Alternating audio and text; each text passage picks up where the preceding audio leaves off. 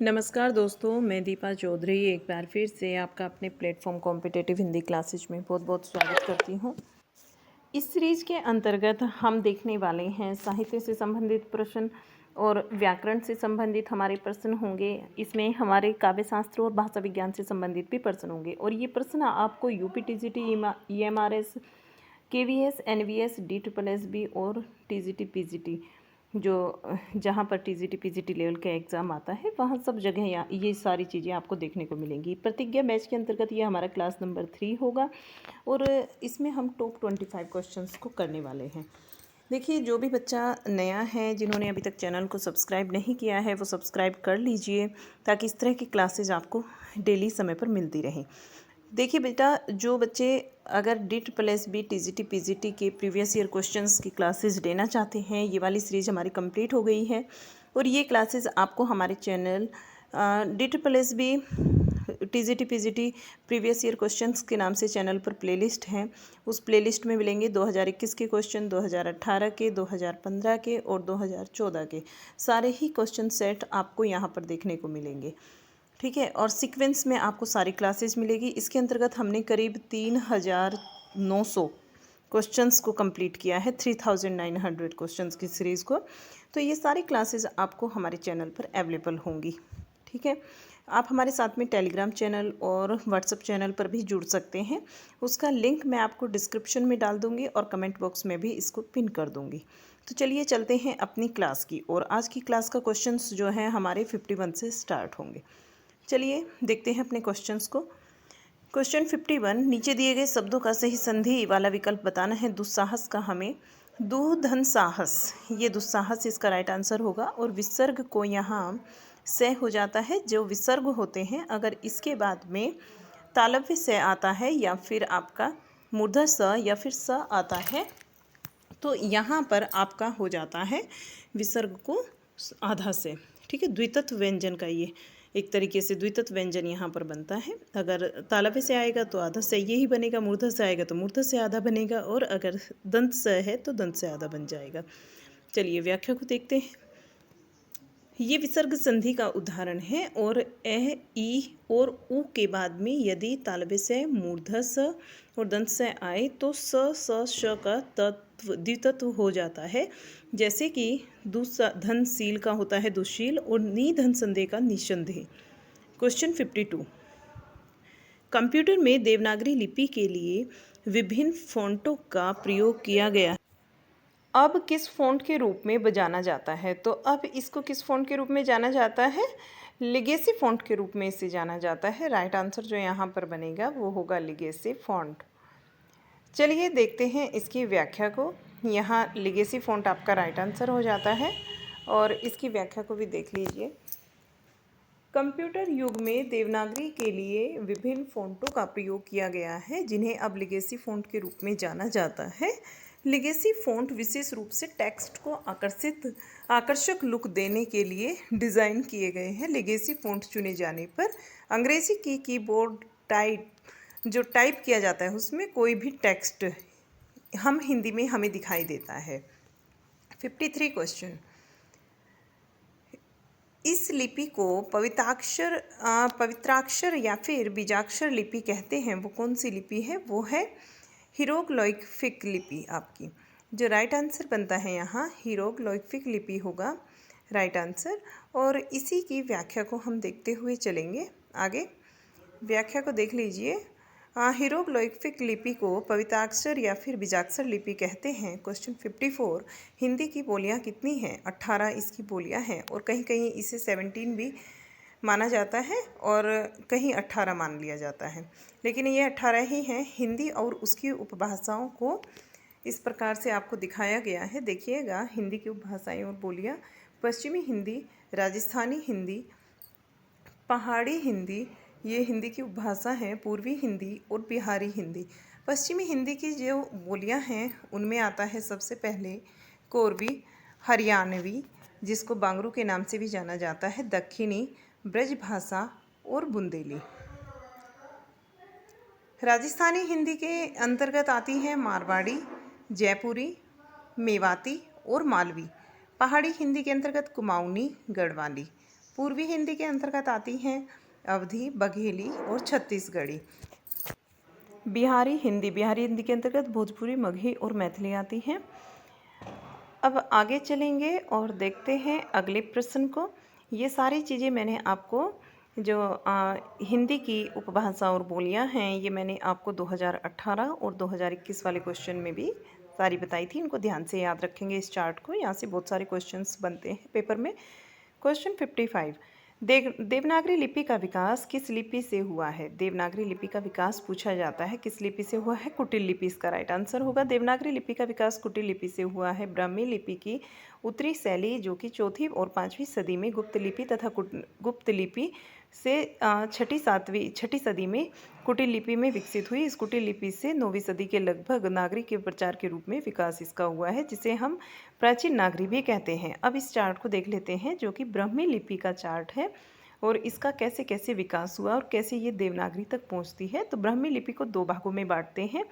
पहली है दक्षिणी शैली और दूसरी है उत्तरी शैली। दक्षिणी शैली के अंतर्गत हमारी तमिल आती है, कन्नड़ आती है और ये जो साउथ इंडिया में बोली जाने वाली जो भाषाएं वो दक्षिणी लिपि के अंतर्गत आती हैं, दक्षिणी शैली के अंतर्गत। उत्तरी शैली की अगर बात करते हैं तो उत्तरी शैली में ये 4वीं और 5वीं सदी की शैली है। सिद्ध मातृका या फिर कुटिल लिपि के नाम से इसका आगे विकास होता है। सिद्ध मातृका या फिर कुटिल लिपि को भी 2 भागों में बांट दिया जाता है।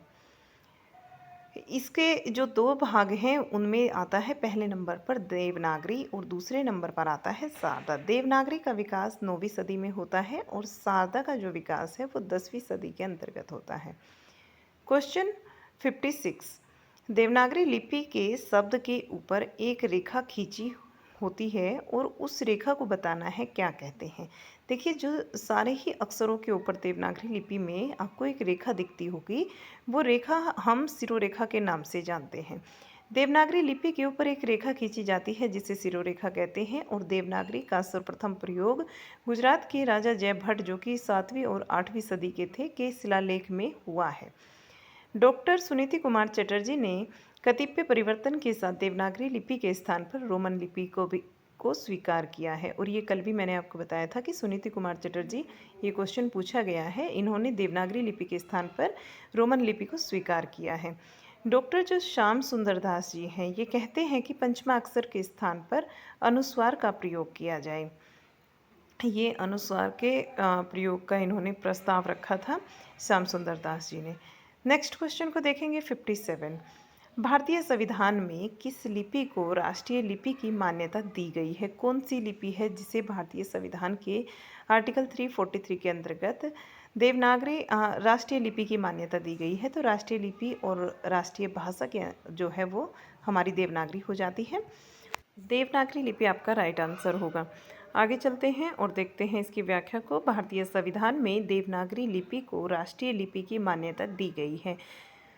आगे देखिए, संविधान की धारा 343(1) के अनुसार संविधान की राजभाषा हिंदी तथा लिपि देवनागरी है। 14 सितंबर 1949 को हिंदी को भारत की राजभाषा स्वीकार किया गया है। 14 सितंबर का दिन प्रतिवर्ष हिंदी दिवस के रूप में मनाया जाता है। तो यहाँ तक की बातें मुझे लगता है आपको सारी समझ में आई होंगी। आगे देखिएगा 58 क्वेश्चन।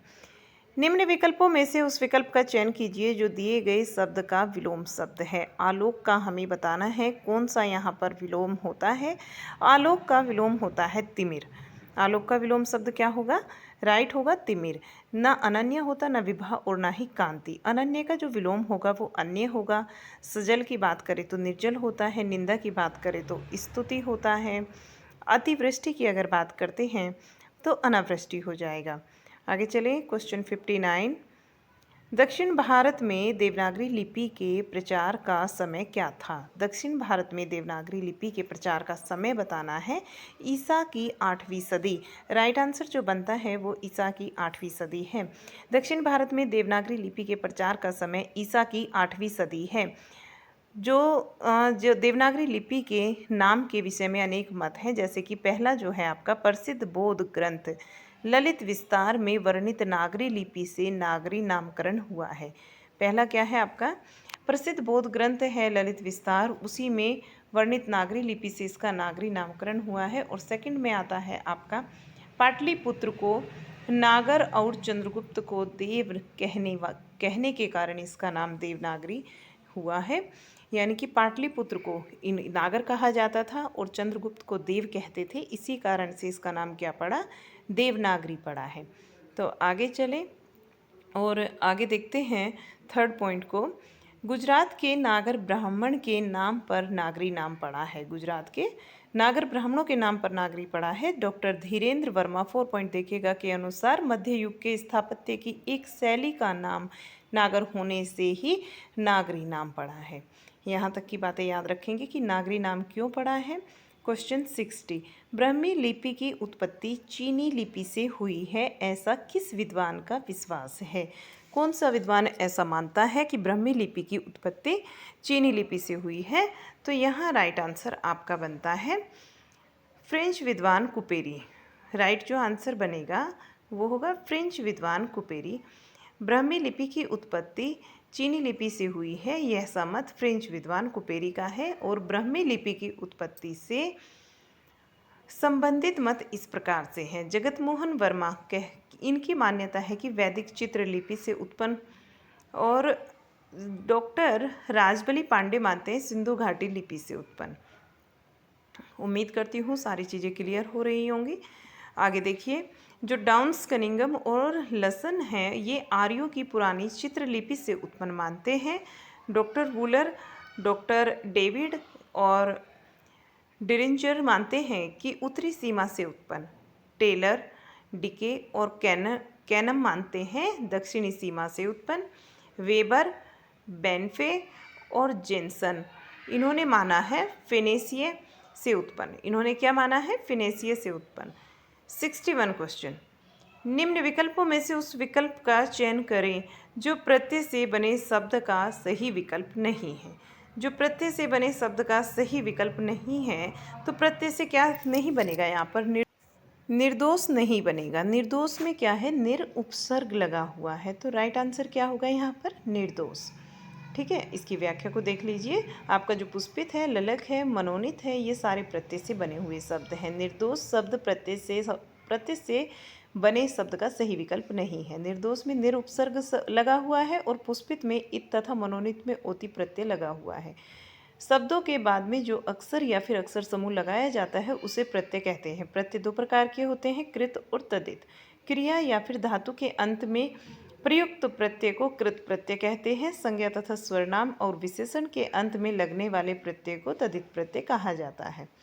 62 क्वेश्चन, निम्न विकल्पों में मिश्र वाक्य को पहचानिए। देखिए मिश्र वाक्य क्या होते हैं, बहुत ही अच्छे से जब मैं आपको पेपर सीरीज़ करा रही थी DSSB की, तो वहाँ मैंने आपको बहुत ही डिटेल में समझाया है। और उम्मीद करती हूँ जिस भी बच्चे ने पहले कभी भी नहीं पढ़ा होगा ना, वो भी समझ गया होगा कि ये क्वेश्चन होते क्या हैं। जब पहले वाक्य पर दूसरा वाक्य आश्रित होता है तो वही होते हैं मिश्रित वाक्य। आज यदि बारिश हो तो तुम यहीं रुक जाना, ये मिश्र वाक्य का उदाहरण है। देखिए, आज यदि बारिश हो तो तुम यहीं रुक जाना, मिश्र वाक्य का उदाहरण है। गाड़ियाँ बहुत तेज चल रही हैं, साधारण वाक्य है। घर से निकला था परंतु वापस लौट गया, संयुक्त वाक्य का उदाहरण है। शायद वह मान जाएगी, संदेहवाचक वाक्य है आपका। रचना के अनुसार वाक्य के 3 प्रकार होते हैं, सरल या फिर साधारण वाक्य, मिश्र वाक्य और संयुक्त वाक्य। नेक्स्ट क्वेश्चन 63, निम्न विकल्पों में से उस विकल्प का चयन कीजिए जो दिए गए वाक्य के अनुसार विशेषण के भेद का सही विकल्प हो। मेरे सूट में 3.5 मीटर कपड़ा लगेगा। देखिए 3.5 मीटर कपड़ा लगेगा, ये एक आपको निश्चित बता दी गई है मात्रा कि कितना कपड़ा हमारे सूट में लगने वाला है। मेरे सूट में 3.5 मीटर, तो ये क्या हुआ, निश्चित परिणामवाचक विशेषण का उदाहरण है। आगे चलें और इसकी व्याख्या को देखते हैं।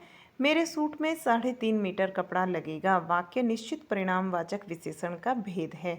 निश्चित संख्यावाचक विशेषण के मुख्य भेद परिणाम बोधक हैं और यदि यह किसी वस्तु की नाप या फिर तोल का बोध कराता है। निश्चय या अनिश्चय के आधार पर परिणाम बोधक विशेषण के 2 भेद होते हैं, निश्चय परिणाम बोधक विशेषण और अनिश्चय परिणाम बोधक विशेषण। निश्चय परिणाम बोधक के अंतर्गत 2 सेर घी, 10 हाथ 4 गज मलमल, इस तरह की चीज़ें जो बिल्कुल फिक्स मात्रा में आपको बता दी गई हैं वे आती हैं। और अगर बात करें अनिश्चित परिणाम बोधक की, तो बहुत सा दूध और बहुत सा धन, आधा पूरा आनंद, इस तरह से जिसकी कोई मात्रा नहीं है, जिसकी कोई निश्चितता नहीं है, वो चीज़ें आती हैं। अब चलते हैं आगे। यहाँ देखिएगा जो हमारा क्वेश्चन बनता है 64, यहाँ क्वेश्चन होगा, निम्न विकल्पों में से संयुक्त वाक्य को पहचानिए। संयुक्त वाक्य भी मैं आपको पढ़ा चुकी हूँ, बहुत अच्छे से आपको समझ आया होगा कि जब दो सरल वाक्य किसी योजक शब्द के द्वारा जोड़ दिए जाते हैं तो वो संयुक्त वाक्य का उदाहरण होता है। जैसे रमेश ने काम खत्म किया और वह अपने घर चला गया।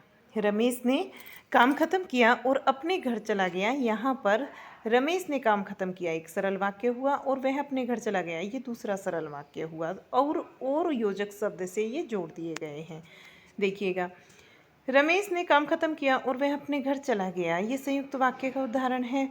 मैं भी आपके जैसा डॉक्टर बनना चाहता हूँ, इच्छावाचक वाक्य है।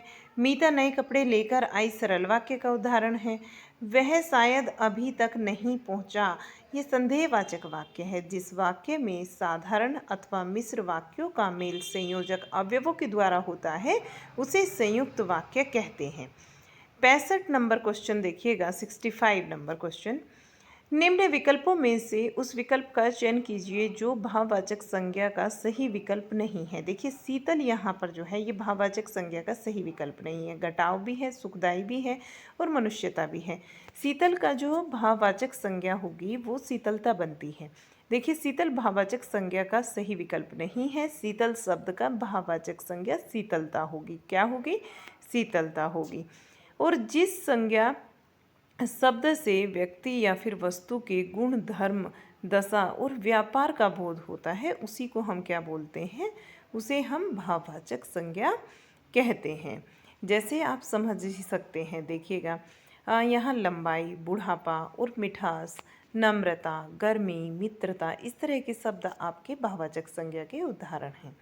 क्वेश्चन 66, नीचे दिए गए वाक्य में कौन सी शब्द शक्ति है? मोहन पढ़ रहा है, सीधा सीधा वाक्य लिखा है और जो लिखा है वही आपकी समझ में आ रहा है, तो यहाँ राइट आंसर आपका अभिधा शब्द शक्ति होगा। मोहन पढ़ रहा है अभिधा शब्द शक्ति का उदाहरण है। देखिए व्याख्या को इसकी, मोहन पढ़ रहा है वाक्य में अभिधा शब्द शक्ति है। शब्द अपना एक निश्चित अर्थ निर्धारित रखते हैं। शब्दों का अलग अलग संदर्भों में जब प्रयोग किया जाता है तो उनके अलग अलग अर्थ निकलते हैं और इस अर्थ का ज्ञान कराने वाली शक्ति ही शब्द शक्ति कहलाती है। इसके 3 भेद होते हैं, अभिधा शब्द शक्ति, लक्षणा शब्द शक्ति और व्यंजना शब्द शक्ति। अभिधा शब्द शक्ति वहाँ होती है जहाँ वक्ता द्वारा कहे गए कथन का श्रोता ज्यों का त्यों अर्थ ग्रहण कर लेता है, वहाँ अभिधा शब्द शक्ति होती है। क्वेश्चन 67, निम्न विकल्पों में से उस विकल्प का चयन करें जो पुनः उपसर्ग से बना सही शब्द है। देखिए, पुनर्जीवन जो है ये पुनः उपसर्ग से बना हुआ है। यहाँ विसर्ग को र हो रहा है, विसर्ग को क्या हो रहा है? र। तो पुनर्जीवन शब्द पुनः उपसर्ग से बना सही शब्द है। आगे चले तो देखते हैं, इसमें पुनः उपसर्ग और जीवन ये मूल शब्द हैं। पुनः और उपसर्ग है और जीवन मूल शब्द है, जबकि पुरस्कार में पूर्वधनकार और पुरातन में पुराधन तन होता है। प्रतियोगिता में प्रतियोग मूल शब्द है, इता जो है यहाँ प्रत्यय है। उपसर्ग शब्द शब्दांश को कहते हैं जो किसी शब्द के पहले आकर उसका विशेष अर्थ प्रकट करता है। उपसर्गों की संख्या संस्कृत में उपसर्ग जो है वो 19 होते हैं। हिंदी की अगर बात करें तो हिंदी में उपसर्ग 10 होते हैं। उर्दू उपसर्गों की अगर बात करते हैं तो यहाँ पर 12 होते हैं। उर्दू में उपसर्गों की संख्या 12 होगी, इनको याद रखेंगे। संस्कृत में 19, हिंदी में 10 और उर्दू में 12। क्वेश्चन 68, निम्न विकल्पों में से उस विकल्प का चयन करें जो उपसर्ग से बने शब्द का सही विकल्प नहीं है। नहीं में बताना है आंसर, तो यहाँ भ्राता जो है हमारा राइट आंसर हो जाएगा। ये उपसर्ग से नहीं बना है, ठीक है। यहाँ देखिएगा, प्रताप जो है प्रधन ताप प्र उपसर्ग से बना है। अध्यक्ष की अगर बात करें अधिधन अक्ष होता है। विदेश की बात करते हैं तो वि उपसर्ग है विधन देश। लेकिन शब्दों के बाद जो अक्षर या फिर अक्षर समूह लगाया जाता है उसे प्रत्यय कहते हैं। प्रत्यय शब्द के 2 भेद होते हैं, कृत प्रत्यय और तदित प्रत्यय।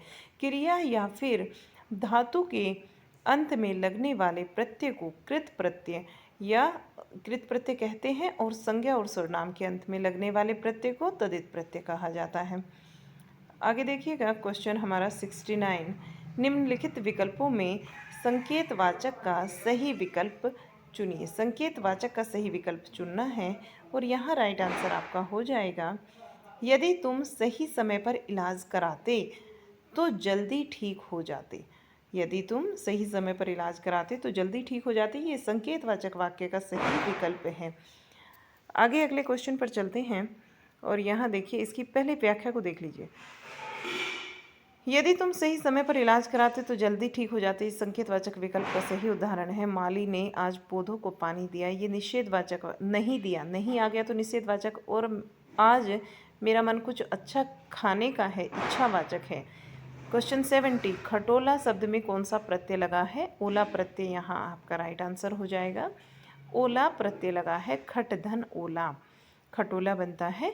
खटोला शब्द में ओला प्रत्यय लगा है और प्रत्ययों से बने शब्द इस प्रकार से हैं, जैसे कि ओला शब्द को ही ले लीजिए तो ओला से मंझोला, बिचोला, सपोला, पटोला, बतोला, इस तरह के शब्द बनते हैं। आ प्रत्यय की अगर बात करें तो प्यासा, भूखा, जोड़ा, छात्रा, बैठा, इस तरीके के शब्द बनेंगे। क्वेश्चन 71, निम्न विकल्पों में से उस विकल्प का चयन कीजिए जो मध्यम पुरुषवाचक सर्वनाम का सही विकल्प है। मध्यम पुरुषवाचक में आते हैं जो बात, जिससे बात कही जाती है, ठीक है, यानी कि बात को सुनने वाला, जैसे मैं, तुम और तुम्हारे, ये आ जाएंगे आपके मध्यम पुरुष में। अगर बात करते हैं यहाँ पर प्रथम पुरुष की, तो प्रथम पुरुष में मैं, हम, हमें, मुझे, ये आएंगे प्रथम पुरुष के अंतर्गत। वे, यह, वे अन्य पुरुष के अंतर्गत आते हैं। इसकी व्याख्या को देखिए, तुम्हारे शब्द मध्यम पुरुषवाचक स्वरनाम का सही विकल्प है। पुरुषवाचक स्वरनाम पुरुषों या फिर स्त्रियों के नाम के बदले आते हैं। उत्तम पुरुष में लेखक, वक्ता, मध्यम पुरुष में पाठक और श्रोता होता है, अन्य पुरुष में अन्य लोग आते हैं। उत्तम पुरुष के अंतर्गत मैं, हम आएंगे, मध्यम पुरुष में तो, तुम, आप आएंगे, और अन्य पुरुष में वह, ये, वे, यह सब आते हैं। आगे चलें और अगले क्वेश्चन को देखिएगा। अगला जो हमारा क्वेश्चन बनेगा यहाँ पर, उसको भी देख लेते हैं। और अभी तक सारे के सारे क्वेश्चंस आपको समझ आ रहे होंगे, कोई दिक्कत नहीं हो रही होगी क्लास में। तो चलिए अगले क्वेश्चन को देख लेते हैं। 72 नंबर क्वेश्चन, जब कोई अपने मुख्यार्थ को बाधित करके अन्य अर्थ को बताए तो कौन सी शब्द शक्ति वहाँ होती है? देखिए, जब मुख्य अर्थ बाधित हो जाता है और कोई अन्य अर्थ उसका निकलता है तो वहाँ पर लक्षणा शब्द शक्ति होती है।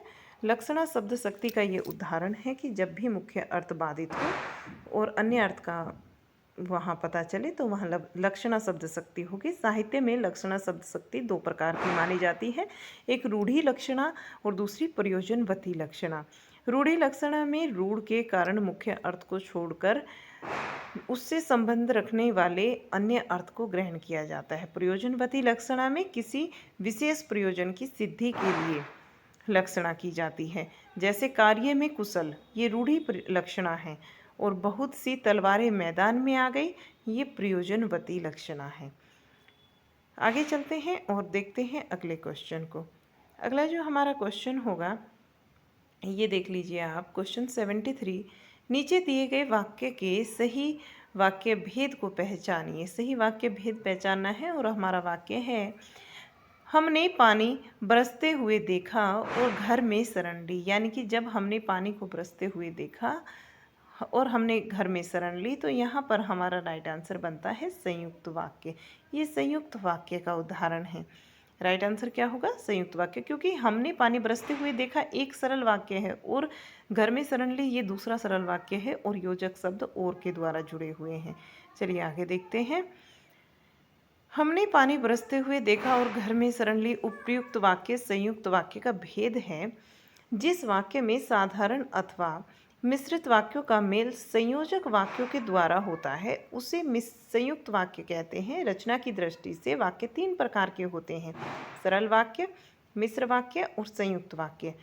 क्वेश्चन 74, सीधी चलते राह जो रहते सदा निसंक, सीधी चलते राह जो रहते सदा निसंक, जो करते विप्लव उन्हें हरि का है आतंक, जो करते विप्लव उन्हें हरि का है आतंक।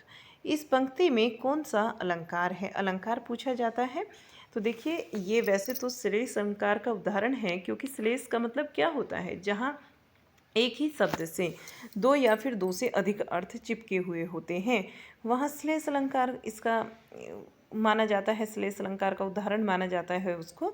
और यहाँ हरि जो शब्द है, हरि शब्द एक बंदर के लिए आया है और एक ईश्वर के लिए। तो देखिएगा, जहाँ किसी शब्द से एक से अधिक अर्थ निकले हों, वहाँ श्लेष अलंकार होता है। और हमें दो बात अवश्य, इसमें ना दो बातों का होना आवश्यक है। एक शब्द का एक से अधिक अर्थ होना और एक से अधिक प्रकरण में अपेक्षित होना। उपरोक्त में जो हरि शब्द है, वहाँ हरि के दो अर्थ हैं, एक बंदर और दूसरा ईश्वर। 75 क्वेश्चन। पंक्ति निम्न विकल्पों में से उस विकल्प का चयन कीजिए जो दिए गए शब्द का एकार्थी शब्द है। एकार्थी बताना है आदि का। देखिए, आदि जो होता है ये मानसिक रोग होता है। आदि क्या? मानसिक रोग। और अगर व्याधि की बात करें तो शारीरिक रोग हो जाएगा। व्याधि किसको बोलते हैं? शारीरिक रोग को। और आदि बोलते हैं मानसिक रोग को। तो ये दोनों चीज़ें हम याद रखेंगे यहाँ पर। यहाँ आदि का राइट आंसर आपका मानसिक रोग बन जाएगा। ठीक है, ध्यान रखेंगे। और आगे देखते हैं, इसके आगे जो व्याख्या है इसकी, उसको भी देखते हुए चलेंगे। उसमें आपको डिटेल से समझा दिया जाएगा कि आदि शब्द का एकार्थी शब्द मानसिक रोग है। आदि मानसिक होता है, व्याधि आपका शारीरिक होता है। जैसे चिंता, कल्पना, भय आदि, ये क्या होंगे? आदि होंगे आपके। व्याधि की बात करें तो यहाँ पर शारीरिक रोग, जैसे कि आपका मलेरिया, कैंसर, हैज़ा आदि व्याधियाँ हैं।